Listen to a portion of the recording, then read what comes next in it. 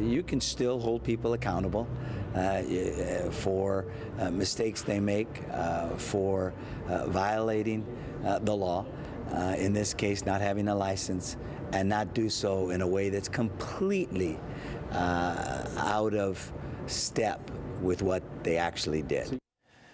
Now, this response from the Los Angeles Police Protective League, that's the influential police union, quote, "The tragic accident in Panorama City shows how the mayor's new policy can result in innocent people being injured or killed. The mayor's directive puts policies above public safety and should be rescinded," stop quote. All right, let's bring in Zach Hoover now. He's the executive director of the LA Voice and Interfaith Community Organization. Zach, good of you to be with us. You just saw what the mayor had to say. You agree, I understand. Why? Why do you think he's on the right track here?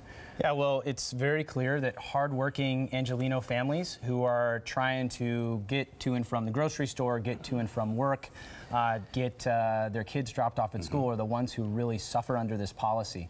But you could make the point, though. You got to be a fool to be driving without a license. I think that's the fact that we throw in here, unlicensed drivers. So it's hard, in my mind at least, to have sympathy for someone who's willingly going out there breaking the law. Well, we don't think that that the way that this has been talked about is really about what we could be doing to make it a safer street. If we were serious about that, we'd be talking about getting licenses like we used to have in California for every resident. And frankly, we feel that using this poor woman's tragedy to go after the entire immigrant community is unfair and irresponsible. Zach, I've been on the phone with the mayor's office today. I've been on the phone with the LAPD. Apparently, there's really no agreement yet on what this new procedure should be. I asked for something in writing. Nobody has it.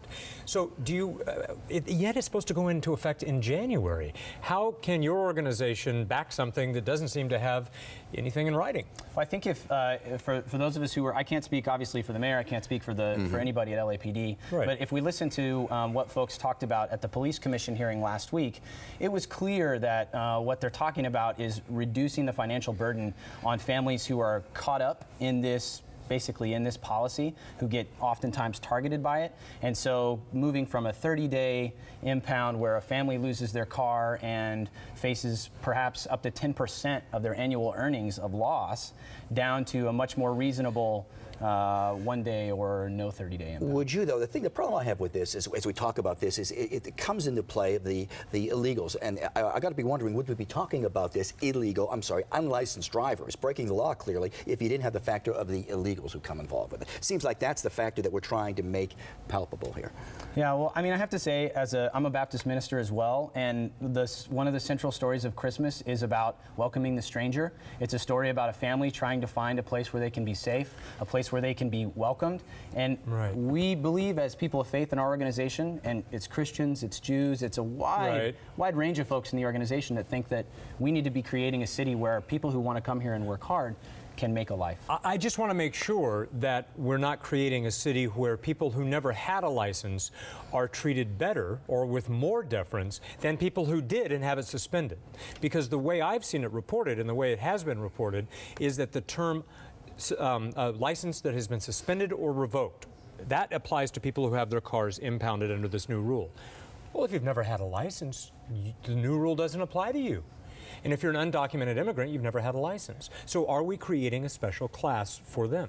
I don't think so. I think actually the way it will happen is that people who have suspended or revoked licenses are actually people who've harmed others usually with their driving. Yeah. So they're in a special class of their own. They deserve to be sanctioned. They deserve to be punished if we're going to try to keep the streets safe. All righty, Zach. I think we're going to let that be the last word. But certainly this controversy goes on. Where does it stop? And its policy and procedure. That's the big question here. Zach, thanks again. Nice thank you very much. much. Zach, thank you. Ed, thank you for digging into that. I appreciate it.